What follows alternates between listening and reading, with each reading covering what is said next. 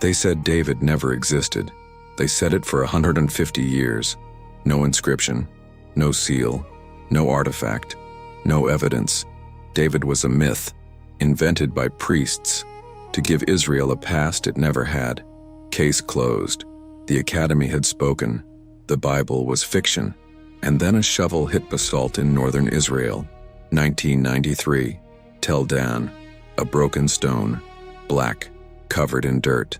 9 words carved in Aramaic by an enemy king 3,000 years ago. House of David. The academic world did not celebrate. They panicked, they scrambled. They looked for any explanation except the obvious one. Maybe the inscription meant something else. Maybe David was a place name. Maybe the fragments were misread. Maybe. But the stone did not care about their theories. The stone just sat there, with House of David carved into its face, by an enemy, boasting about killing David's descendants. 3,000 years ago, Jesus said something in Luke 19. The Pharisees demanded he silence his followers. He refused. If they keep quiet, the stones will cry out. Everyone assumed it was poetry. Everyone assumed stones don't speak. Everyone was wrong. Right now, under the soil of Israel, stones are being pulled from the ground with names on them. Names from the Bible. Names that were called fiction.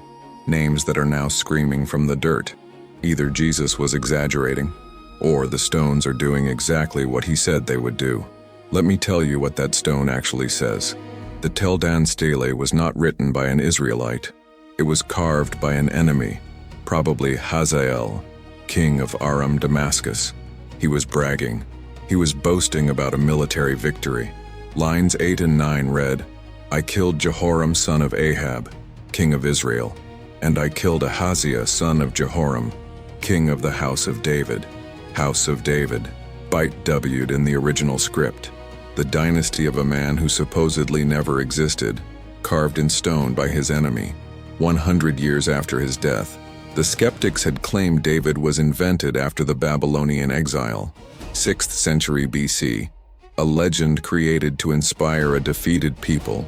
But the Tel Dan Stele dates to the 9th century BC, 200 years before the exile, written by a foreign king who had no reason to invent David, written by someone who wanted to destroy David's legacy, not create it. Within a year, 2 more fragments were discovered. Same site, same wall, same inscription. The text fit together like pieces of a puzzle that was never supposed to be found. Fragment A was discovered in July 1993 by Gila Cook, a member of Avraham Biren's excavation team. Fragments B1 and B2 appeared in June 1994. The pieces had been reused as building material for an ancient wall, broken apart, scattered, buried for millennia, and yet the inscription survived. The name survived. House of David survived. The minimalist scholars went quiet. Philip Davies, one of the most prominent skeptics, attempted to argue that BYTWD referred to a place name, like Bethlehem, not a dynasty, but the parallel with the Mesha Stele, discovered in Jordan in 1868, destroyed his argument. The Mesha Stele also contains a probable reference to the House of David, 2 inscriptions, 2 enemy kings, 2 confirmations. Today the Tel Dan Stele sits in the Israel Museum in Jerusalem. It has been displayed at the Metropolitan Museum of Art, the Jewish Museum in New York, the Museum of the Bible in Washington, D.C. In September 2025, it was called one of the most significant discoveries in biblical archaeology. It is not disputed. It is not debated. It is the earliest confirmed extra-biblical reference to King David, carved by an enemy, preserved in a wall, waiting 3,000 years to speak. But David is not alone. Since 1993, archaeology has confirmed over 53 individuals named in the Hebrew Bible. 53, not theories, not possibilities, names confirmed through inscriptions, seals, monuments, artifacts found in primary archaeological contexts, verified by peer-reviewed scholarship, published in journals, accepted by the same institutions that once called the Bible fiction. Kings of Israel, Omri, Ahab, Jehu, Joash, Jeroboam II, Menahem, Pekah, Hoshea. Kings of Judah, David, Uzziah, Ahaz, Hezekiah, Manasseh, Jehoiakim. Foreign rulers, Shishak of Egypt, Tiglath-Pileser III, Sargon II, Sennacherib, Nebuchadnezzar, Cyrus, Darius. Court officials, governors, priests, scribes, all confirmed, all verified, all screaming from the dirt. In 2015, archaeologist Eilat Mazar found a clay seal in Jerusalem, a bullae stamped 2,700 years ago. The inscription, belonging to Hezekiah, son of Ahaz, king of Judah. Not a reconstruction, not a theory. His personal seal, pressed into clay, pulled from the ground after 27 centuries. In 2018, another seal was analyzed, found meters from Hezekiah's bullae. The inscription reads, belonging to Isaiah, Envi. The second word is damaged. It may read prophet. The text of 2 Kings 19 places Isaiah and Hezekiah together in Jerusalem. The archaeology places them together in the same layer of ash. The stones are not just speaking, they are confirming relationships. Consider what was being said before these discoveries. The minimalist school of biblical archaeology, dominant in the 1980s and 1990s, taught that Israel invented its history. The patriarchs were fiction. Abraham, Isaac, Jacob, literary characters created centuries after the events they supposedly lived. The Exodus was fiction. No evidence of Hebrew slaves in Egypt. No evidence of a mass migration through Sinai. No evidence of conquest in Canaan. The United Monarchy under David and Solomon was fiction. No palace, no empire, no golden age. Just a small tribal chieftain, inflated by later writers into a legendary king. The Bible was not history. It was national propaganda, written after the Babylonian exile to give a defeated people a glorious past they never had. This was not fringe scholarship. This was taught in universities, published in academic journals, repeated in BBC documentaries, accepted as settled consensus. Professor Israel Finkelstein of Tel Aviv University said there was no archaeological evidence for the Exodus, for the conquest, for Solomon's temple.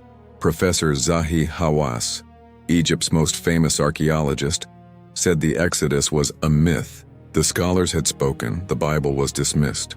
And then the ground started producing names. And then the stones started screaming. And then the settled consensus had to explain why enemy kings were boasting about defeating dynasties that never existed. They couldn't. In 2005, the seal of Jehukal, son of Shelemiah, was discovered in Jerusalem, found in the City of David excavations led by Eilat Mazar, a tiny clay impression, smaller than a fingernail, but the name was clear. Jehukal, son of Shelemiah. Jeremiah 37:3 mentions Jehukal, son of Shelemiah, as a court official. He was sent by King Zedekiah to ask Jeremiah to pray for the nation. A minor figure, a footnote in the text, the kind of detail that skeptics said was invented to make the story seem real. His seal was pulled from the ground 2,600 years after he pressed it into clay. In 2008, another seal appeared in the same excavation, same debris field, same destruction layer. Gedaliah, son of Pashur, also mentioned in Jeremiah 37. Same verse, same scene, two men, same verse, same room in the biblical account, same location in the archaeological record, same layer of ash and rubble, burned by Nebuchadnezzar's army in 586 BC. The prophet Jeremiah described them as standing in a room together, serving the king, during the final days of Jerusalem. 2,600 years later, their seals were found in the same debris field. The text said they were there. The ground confirmed it. The stones are not just speaking names, they are confirming scenes. Now return to what Jesus said. If they keep quiet, the stones will cry out. The context is his entry into Jerusalem. The crowds are shouting, "Blessed is the King who comes in the name of the Lord." The Pharisees demand silence. Jesus refuses. He says the praise cannot be stopped. If human voices fall silent, Creation itself will testify. Most interpreters read this as hyperbole, poetic exaggeration, rhetorical flourish. The prophet Habakkuk had used similar language. The stones of the wall will cry out. Jesus was borrowing imagery, nothing more. But consider the trajectory of the 20th century. For 2,000 years, the church held the testimony. For 2,000 years, the text was preserved, copied, transmitted, and then something shifted. The German higher critical movement questioned authorship. The documentary hypothesis dismantled Moses. The minimalist school erased David, and believers, in universities and seminaries and pulpits, began to retreat. The Bible was reclassified, not history, not eyewitness testimony, religious literature, theological poetry, inspired mythology, and then the stone started speaking. 1947, the Dead Sea Scrolls, not confirming textual integrity across 1,000 years. 1961, the Pilot Stone at Caesarea Maritima, first archaeological confirmation of the prefect who crucified Jesus. 1968, the crucified man at Gaivat Hamavtar, nail still through his heel bone, confirming Roman crucifixion methods described in the Gospels. 1990, the ossuary of Caiaphas, high priest who condemned Jesus, bones still inside. 1993, the Tel Dan Stele. 2005, the Pool of Siloam, exactly where John 9 said Jesus healed a blind man. 2015, the Seal of Hezekiah. 2022, the Mount Ebal Curse Tablet, containing the name YHWH, possibly the oldest Hebrew inscription ever found. Let me be precise about what archaeology cannot do. It cannot prove miracles. It cannot prove resurrection. It cannot prove that Jesus was the Son of God. It cannot prove that Moses parted the Red Sea or that Elijah called fire from heaven.